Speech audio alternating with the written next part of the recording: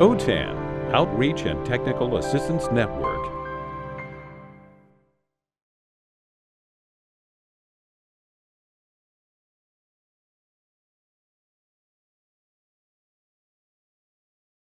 Hi, my name is Jennifer Gagliardi, and today we're going to be talking about election and voting resources for adult learners.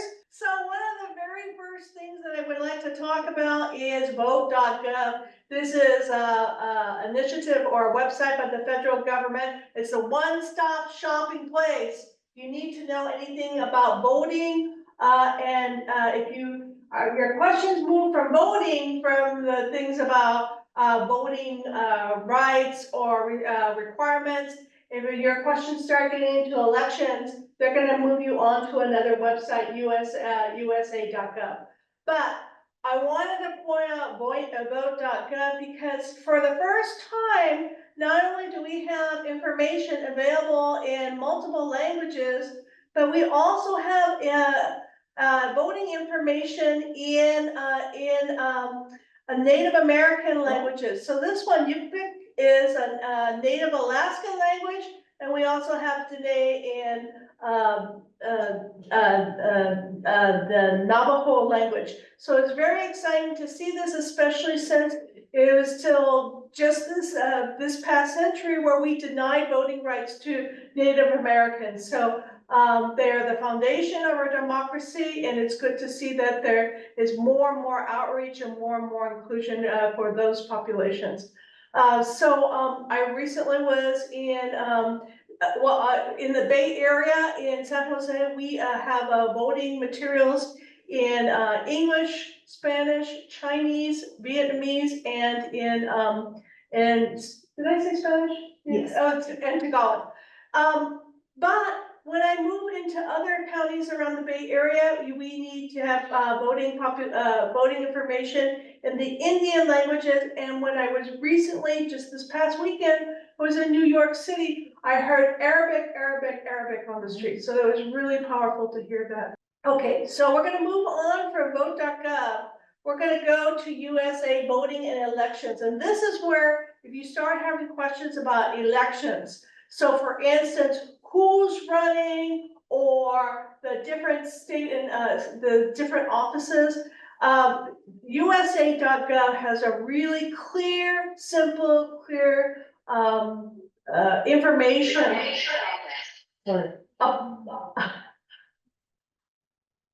about voting and election information. Also, I use the USA.gov a lot, especially when I'm teaching citizenship, especially to talk about the three branches, because they have some really great information. They also have some very clear infographics. So from here, from USA.gov, it has links to the different state government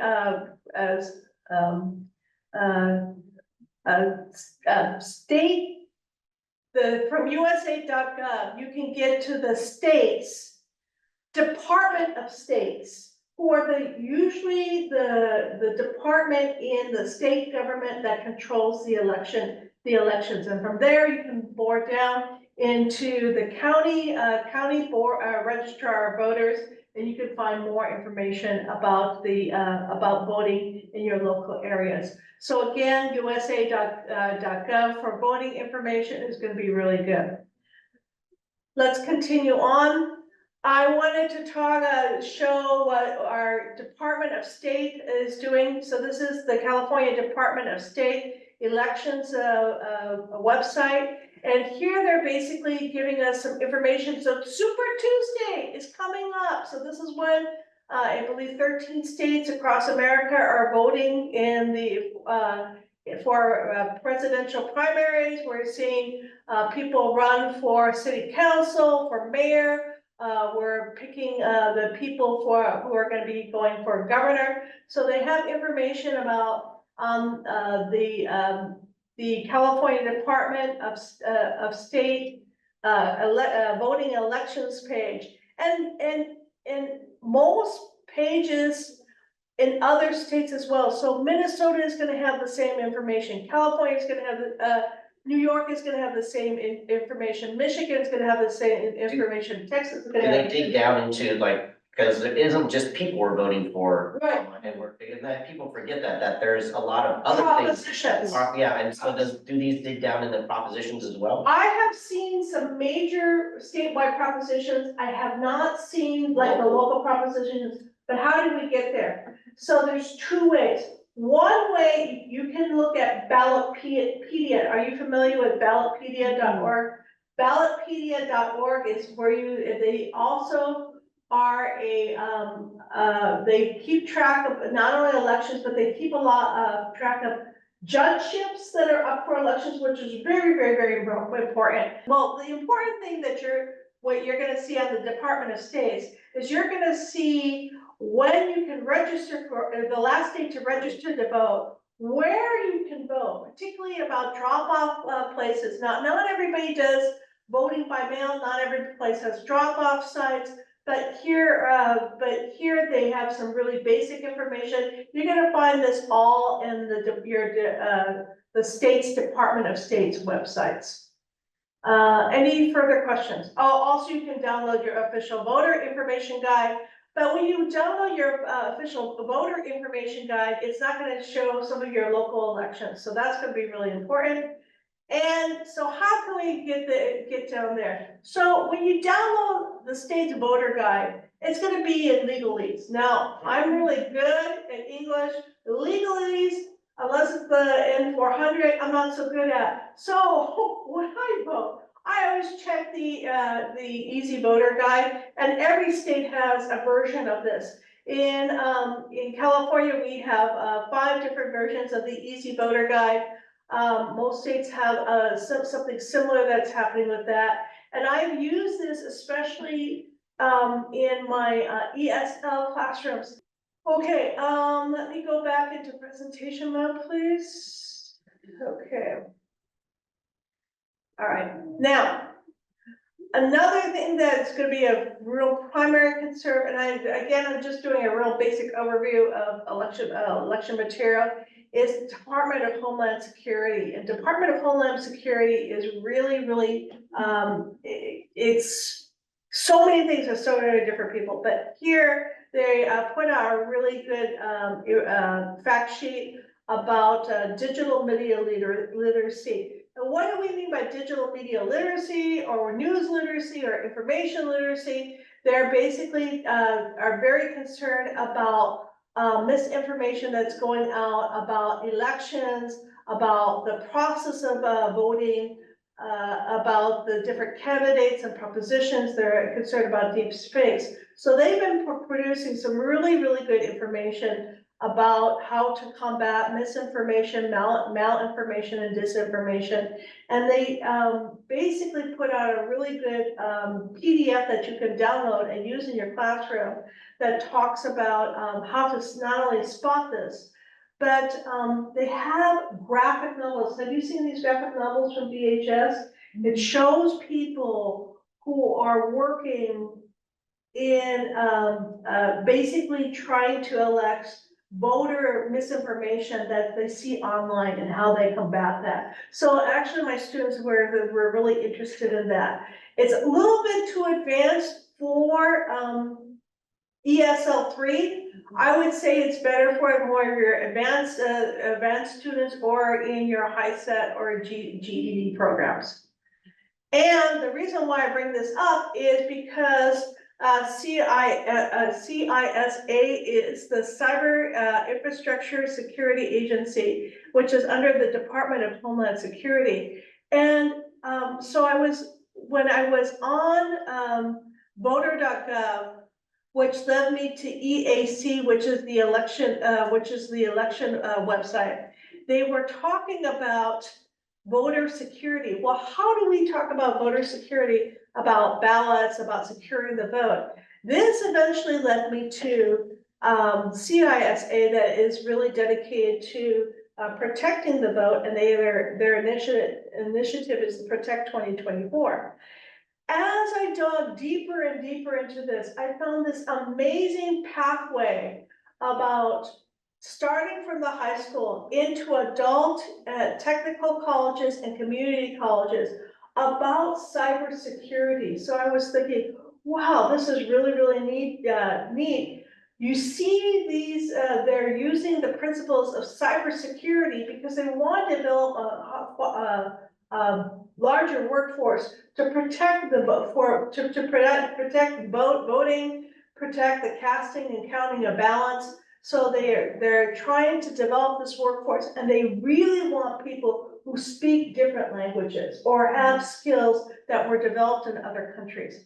So they have these pathways set up. I think that we need to take a look at some of these pathways and backward engineer some of these pathways into the K-12 adult schools, so we can start like IELCE programs dedicated to putting our students back on the cybersecurity path, because it's gonna go into some really well paying jobs.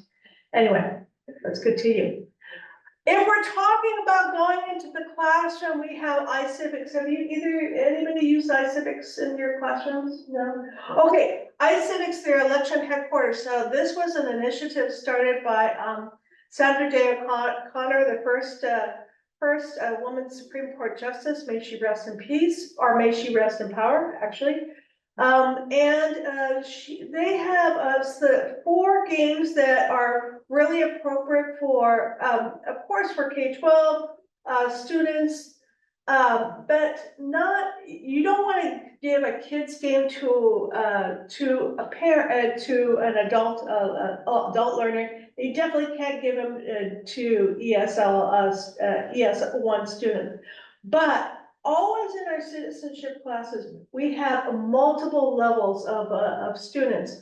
Our higher level students, I have asked some of my higher level students to play these games and then explain what's going on to their fellow students, what happened during these games. So this is a way to level the playing field, so I can basically dedicate some more information or more time to the lower level students who are struggling with the literacy.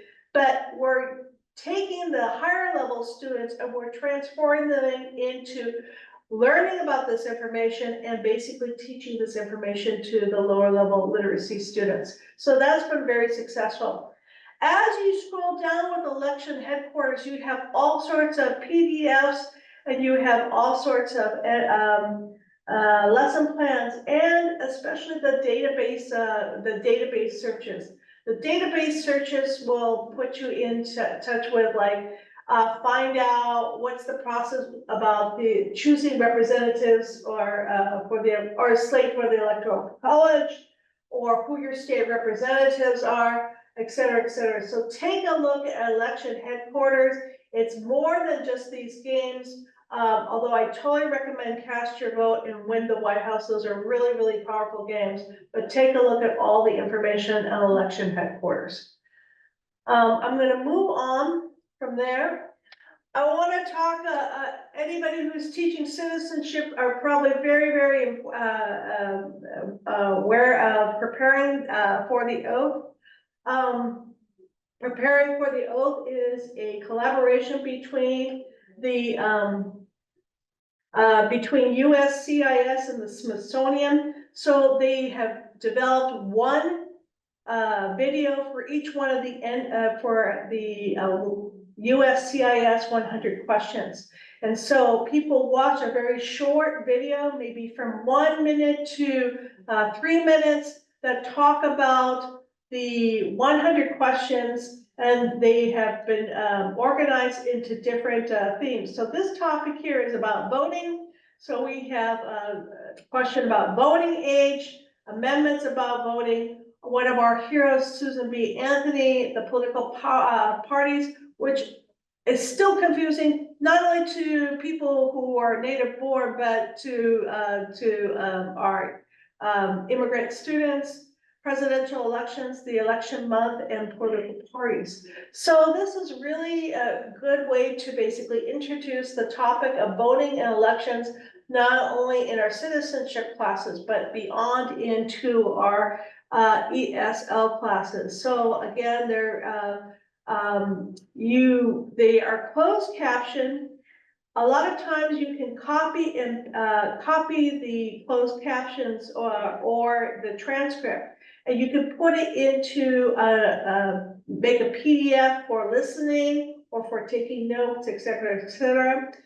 After they watch the video, they continue on to an activity, which might be taking a look at an old-fashioned voting box. It's self-paced, it goes very quickly. And then it moves on into reinforcing the USCIS 100 civics questions that was associated with this video. So again, this is a really good way to introduce your lower level students. I would say this would be appropriate even far down as to ESL2 or ESL2 second semester. Okay, another thing that I really would like to talk about, especially when we're getting our students ready for the election, USA Learns Access America, and Access America was based on a document that was prepared by USCIS for newcomers to the United States, and it was published in 13 or 14 different languages, and you can still see this this document when you go to some of the older libraries. And the PDFs are available online. The only problem is there's so much information, and now it's just a little bit outdated because I think the last revision was in 2015. What I really like about Access America, it's divided up into different life skills, very similar, or you can find correlations between this and our CASA's life skills objectives. And then here, but of course it's based on the USCIS document, but here they basically built out the information, refreshed the information, and basically have put in activities for vocabulary, for listening, for dictation, for all sorts of different things. So this is a really good way, not only to introduce your students to EL civics topics such as financial literacy, but also to basically talk about your rights and responsibilities as people living in the United States, and eventually who will go into citizenship. So this one here, when we talk about rights and responsibilities 5.2, they're talking about elections and voting, et cetera, et cetera. Follow up, a companion piece to this is USA Learns Citizenship. A lot of people are using this, especially when, I'm gonna step back 1 minute. No, I'm gonna step forward into USA Learns Citizenship. So USA Learns Citizenship is put in or organized into 4 sections. The first section is preparing for citizenship. So it's going to give you a lot of information about gathering your documents together. Second part is digging deeper into the vocabulary and the questions of the N400. The third part is about civics, preparing information around civics and history, 100 questions. And the last part is what's going to actually happen during the USCIS interview and afterwards. USA Learns Citizenship just went through a major update. It added a lot more activities related to digital literacy skills. It added information about getting a driver's license and forms of identification. So it was able to dig a little bit deeper into the practical applications or the links between preparing for your citizenship interview and your everyday life lessons. So again, take a look at USA Learns Citizenship. 3.14 is talking about participating in our government, particularly about through voting and democracy. So those questions associated with that. Are you guys using USA Learns? Have you used USA Learns? No. I can't recommend it enough. And then the update for USA Learns Citizenship was significant enough, and I think it was successful enough that it's basically The next thing that they're gonna do is they're gonna go back and update, Access America and add more digital content to it, and links to, digital literacy practices. So that's gonna be really great to see. I really love, and everybody knows this, VOA News and Voice of Learning English. And my first trip to Washington, DC, I was able to go through a tour, and I was absolutely so excited to visit, like, the people who are at ground zero for freedom of information, and trying to, not only for the United States, but also to get the information out to other places in local languages. So VOA is an initiative from the Department of State, and it is also associated with American English at State, which is that helps train teachers and provides information to promote American language and culture.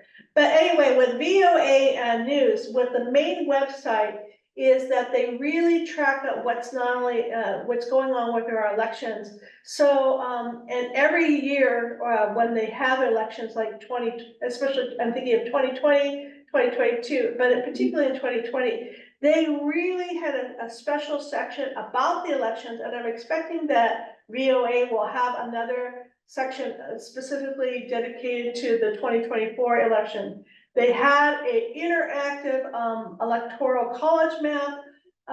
Really, so they really kept track of the different controversies around the election. So again, very good, and I would say bipartisan news information. They also not only they have information about US and news, but they have a special section in there about immigration and also Native American news as well. But again, VOA News is a great resource for election coverage, and also they have a really great YouTube channel.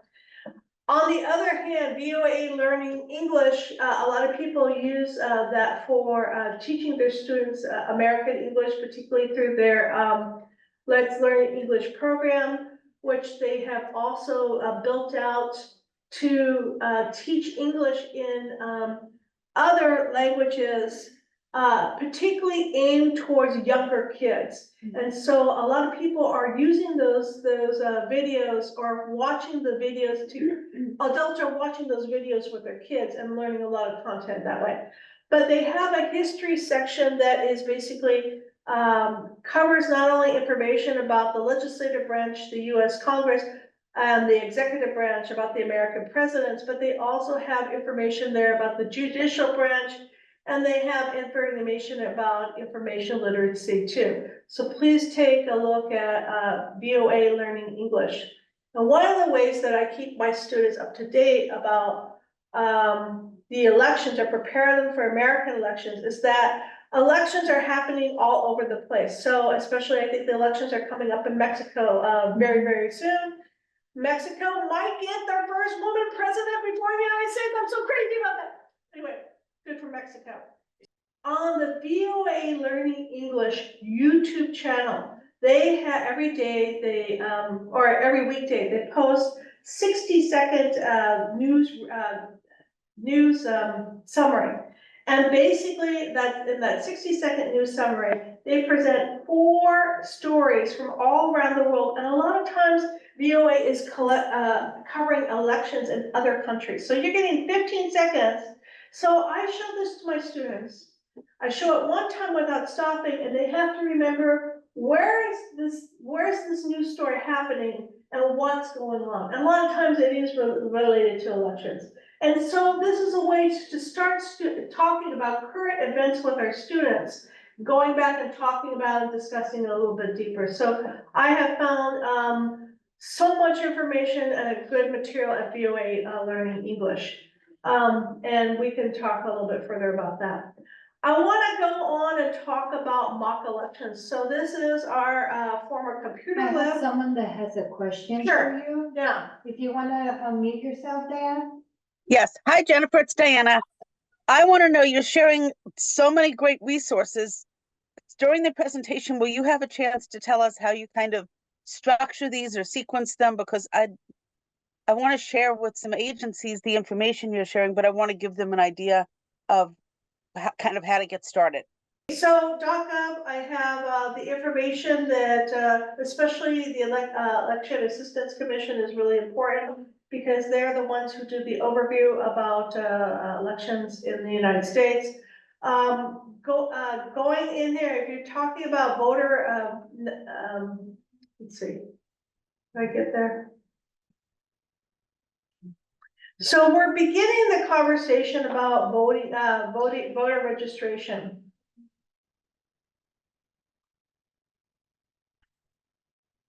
And this is actually one of the questions on the N400. Have you voted in the United States or have you done any, have you registered to vote? If you want to basically take a look at voter registration and you say, please do not, don't submit this, but if you want to take a look at this, they have voter registration language information in 21 different languages. So this is one of the ways that you can start the conversation about this. It's an interesting thing to take a look at this because again, you're practicing, you're talking about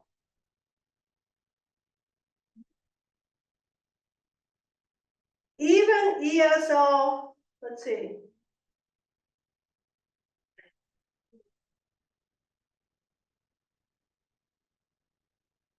Okay, so if we take a look at this, you can see this is a fillable PDF. A lot of this is basic information, personal information language. And so this is a really good way to practice filling out any type of form that you're gonna need for medicine, for insurance, for anything like that. But again, so this is one of the ways that I'm gonna talk about this.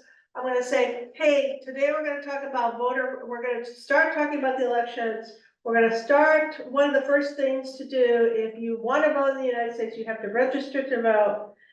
I'm gonna take them to a form that taps the information that they already know. So they've already seen, like school registration forms where you put your last name, your first name, et cetera, et cetera.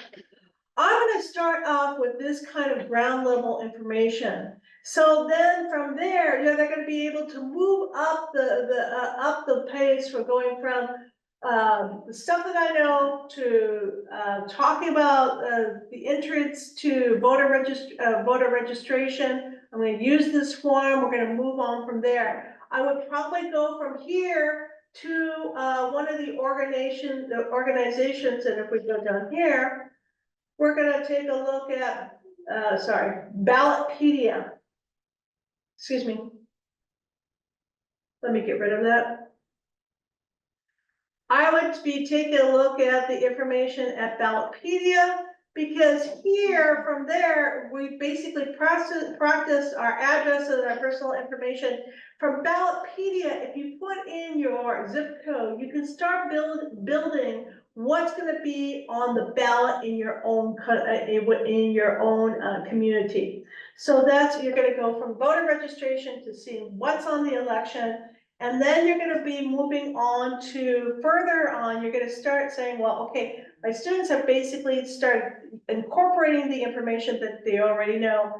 They can go on to lesson plans. And in lesson plans that I have a really good one in here about from change agent all the way down to all sorts of organizations. So I think I have about 15 lesson plans here. And I'm trying to develop the lesson plan so I can submit it to our the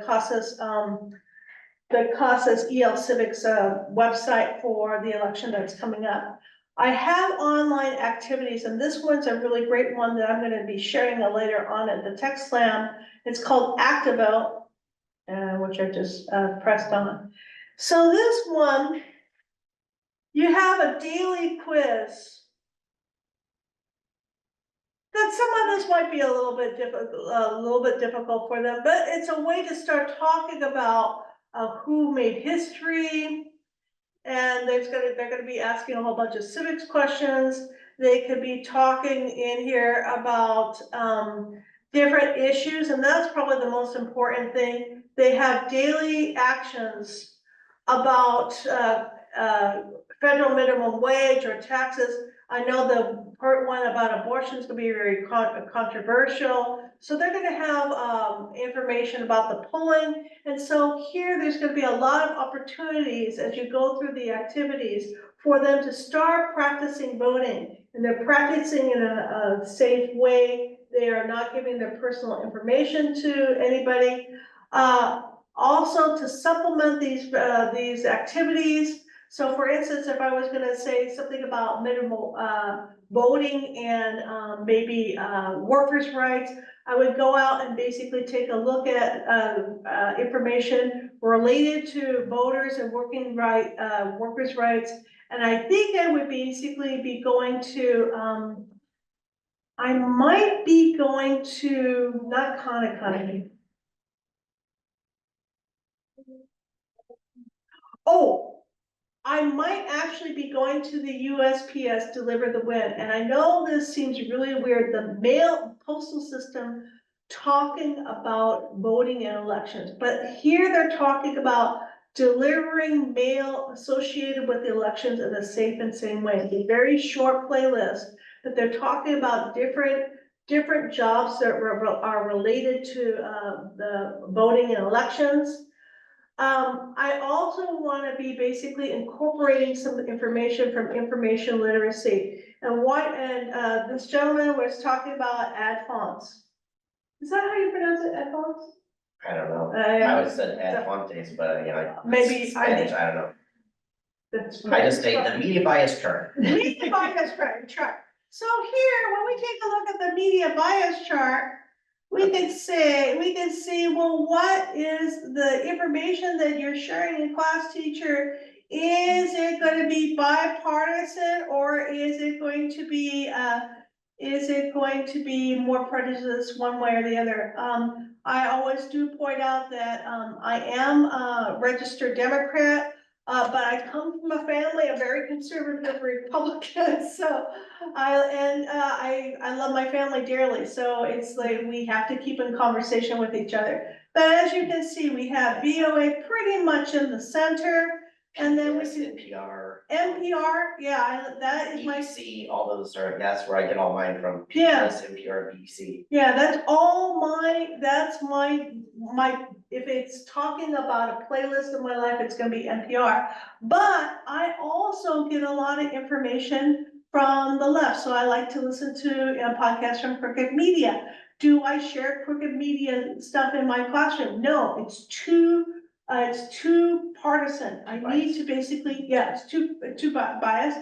I want to keep things to be nonpartisan in my classroom. So again, you basically take a look at this and show your students this, and it's really actually very interesting.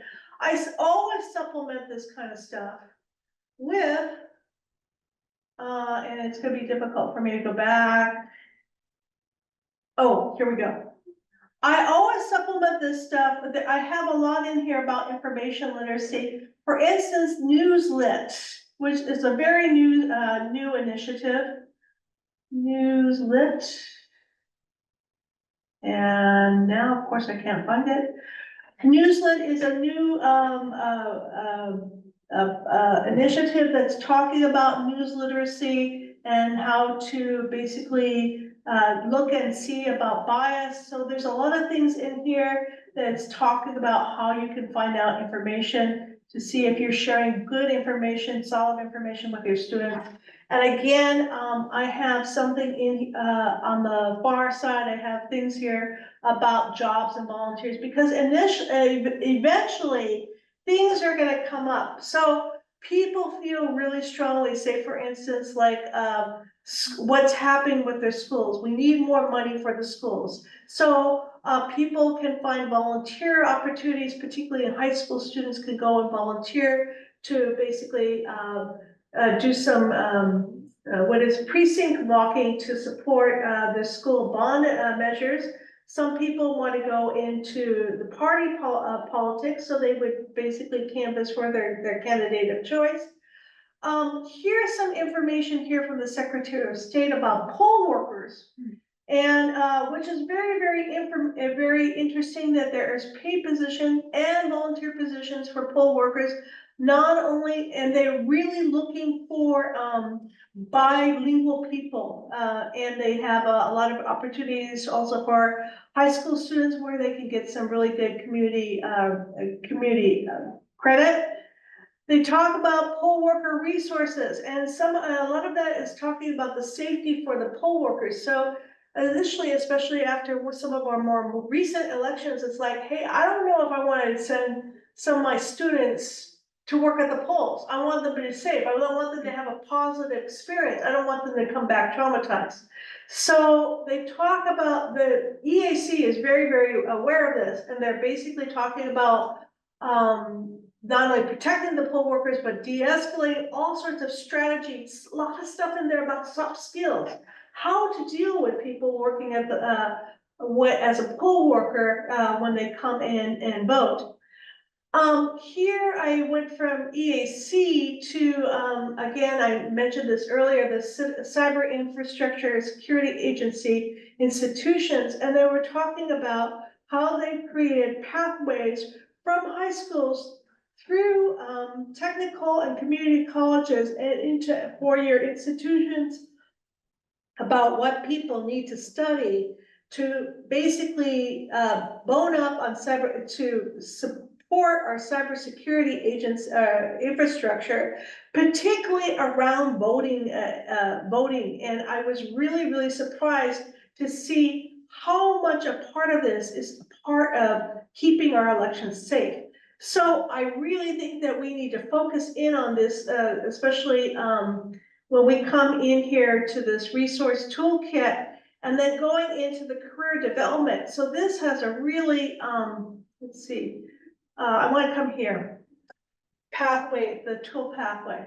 So if we take a look at this, and I've actually shown this to some of our students who used to do IT in their own country. They're here, they want to get they have all the skills that they could be very successful, but they don't have English. So here we have things, for instance, different, don't show this again, about the different pathways, how to get to these different jobs. And they talk about what do you need, the job information, what the job is, what kind of the skills do you need, and then they have a direct link into USA Jobs to pursue the job. So again, this is really interesting. I think if we, This is cool, it's like, I'm on there, and it's like interactive. oh my God, it's totally cool. And but then you can compare jobs. The important thing is, and they talk about, anyway, and if you go to USA Jobs and you look for voting, you also see a lot of things about related to career pathways too. Why am I making such a big fuss about this? As I really think, as especially in K-12 sponsored adult schools, we really need to take a look at this information and see if we could create IELCE programs to basically prepare our students for the necessary vocabulary, because they have the skills, but they need the vocabulary. And some of the ways to prepare for interviews, et cetera. They need to hone some of their soft skills to basically step into the cyber career pathway, so we can basically guarantee that our elections will be safe. So again, I really am going to recommend this. So more resources there. I am going to be adding 2 more sections here in a little bit. One of them is we had some really great resources from 2020. One of them was the right question, and it was basically a whole curriculum about how do you use the principles of critical thinking to basically form questions that are not just gaining information, but applying information. I'm sorry, I'm not doing a very good conversation about that, but some of the materials that were developed for the 2020 election, I think, but have not been updated. I want to basically post that information so teachers can take a look at that and say, hey, we can use some of those materials there in our classrooms. We need to tweak it a little bit, but that's some of that stuff is really still good. The other thing is that nothing inspires people like some people are inspired by really great interactive charts. I know that's exciting for me, but I really like to read stories, but some of the history or some of the stories about people who fought for voting rights. So for instance, one of my very, very favorite resources that I always find inspirational is this one from StoryCorps.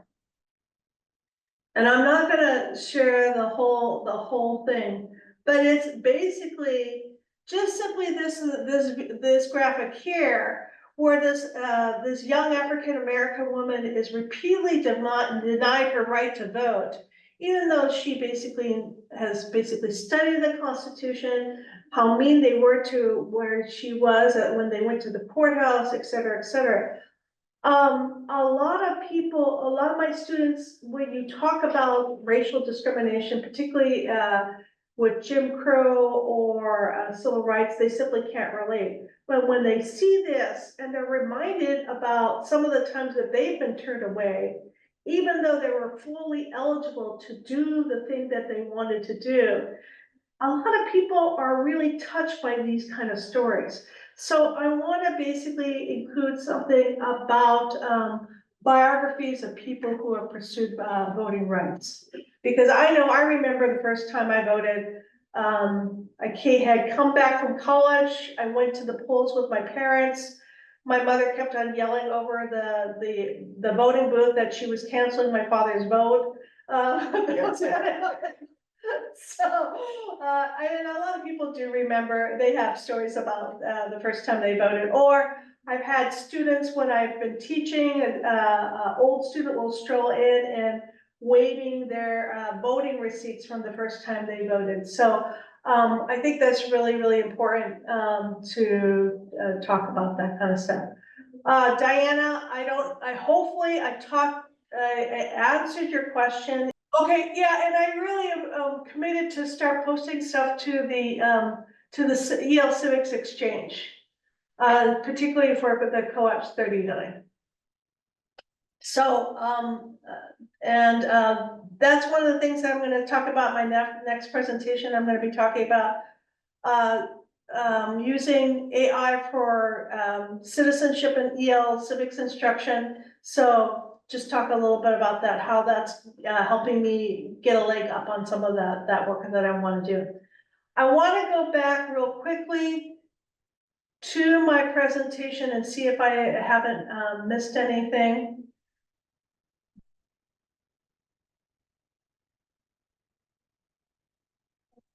Let's see, learning English, I'm a little bit farther along. Here is just a quick shout out to CASAS. They have a co-ops 39.4. One of them is you're comparing contrast. So 39.4 is very interesting because there's 4 life skills that they address. They're addressing interpreting a sample ballot, communicating your opinion on a personal on an issue, participating in a mock election, and I think and comparing and contrasting a candidate. So that's really, really interesting, but especially going back and basically doing mock elections, and this I believe was from 2016. So what we did was we created a very simplified ballot with Google Forms. The students had to vote on 5 different things. So here, they're basically, I think up here, they're voting for the presidential candidate they wanted. They're voting for the senator, they voted for mayor, and they voted on 2 propositions. To prepare for the students to go to the voting booths, I basically prepared PowerPoints where the teachers could share what's actually going to be on there. The higher level students did basically do some mock debates about the people who were running, or they did some biographies about them, or they talked about the proposition. One of the propositions I remember really well is they were talking about expanding a what do I want to say?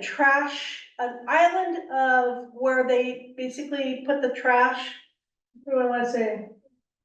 It's very close to here. The new anyway, landfill. They wanted to expand the landfill. The only problem with expanding the landfill is Milpitas has a very ripe odor. So do we want to have lower garbage bills, or do we want not to live in that ripe odor that people associate with Milpitas? So, and people really felt there were real different opinions on that one. So, anyway, so the mock election was really, really helpful, and we've done different iterations of this mock election.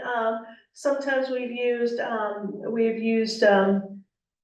polls through SurveyMonkey, and you can use Kahoot. We use Kahoot.